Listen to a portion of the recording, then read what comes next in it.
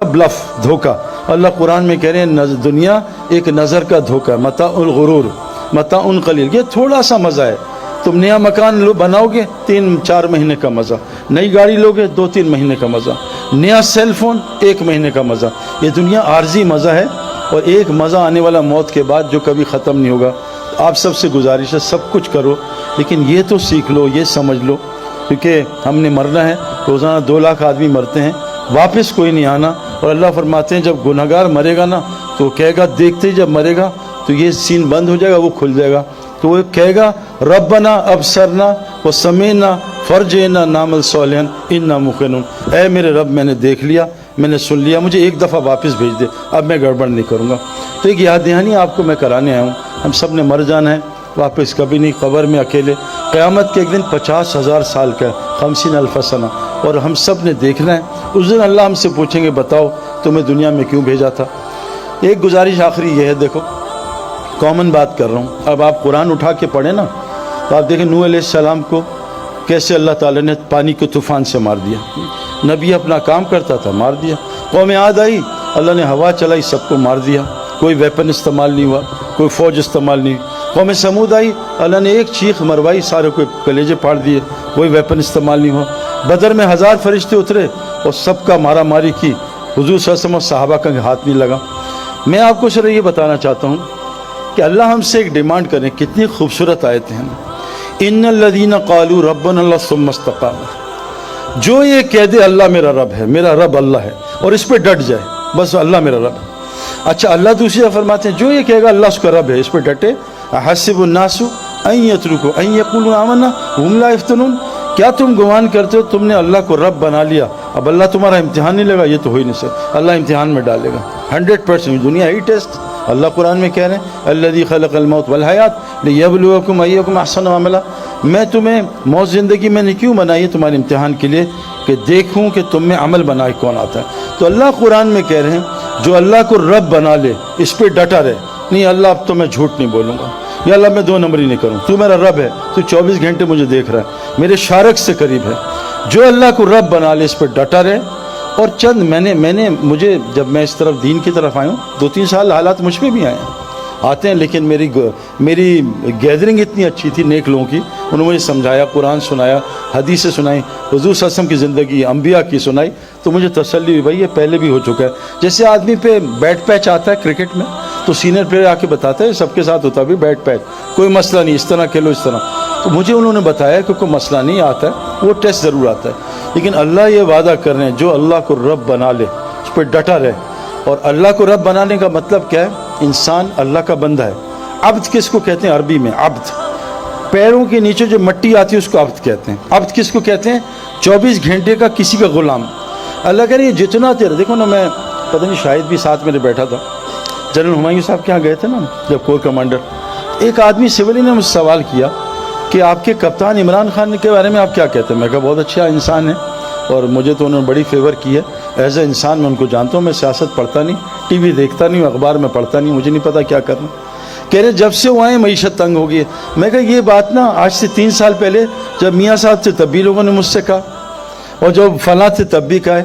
میں کہا ان لوگوں کا معیشت سے کوئی تعلق نہیں ہے, آپ کو غلط فہمی, آپ کو غلط دکھ رہا ہے, آپ غلط دیکھ رہے ہو. اللہ قرآن میں کہتے ہیں ومن اعرض عن ذکری فإن له معیشۃ ضنکا.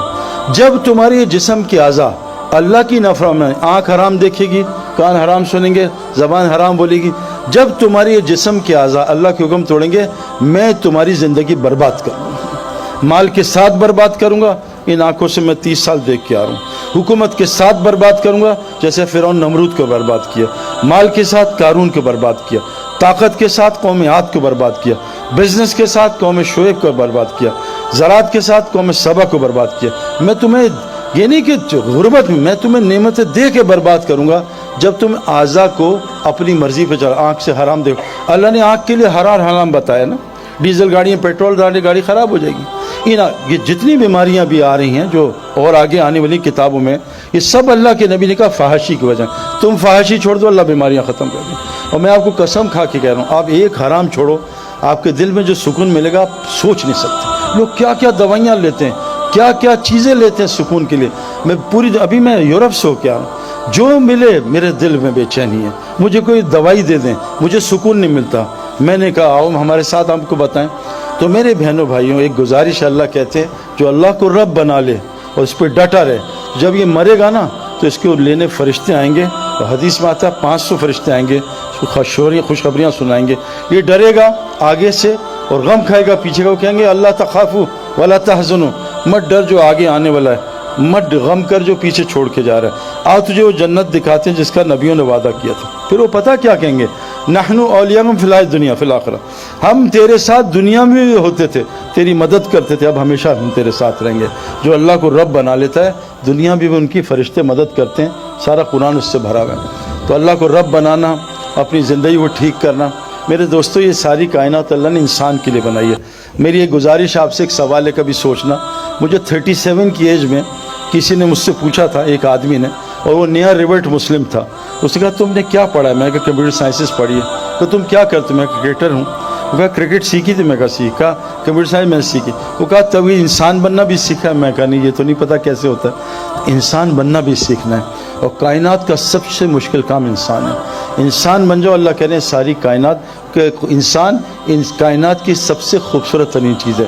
لیکن یہ بات یاد رکھنا، میں آپ کو کنفرم بات بتا رہا ہوں، جیسے کرکٹ گراؤنڈ کے بغیر کھلاڑی نہیں بن سکتا، ہوائی جہاز کے بغیر پائلٹ نہیں بن سکتا، سوئمنگ پول کے بغیر سوئمر نہیں بن سکتا، یہ کنفرم بات بتا رہا ہوں۔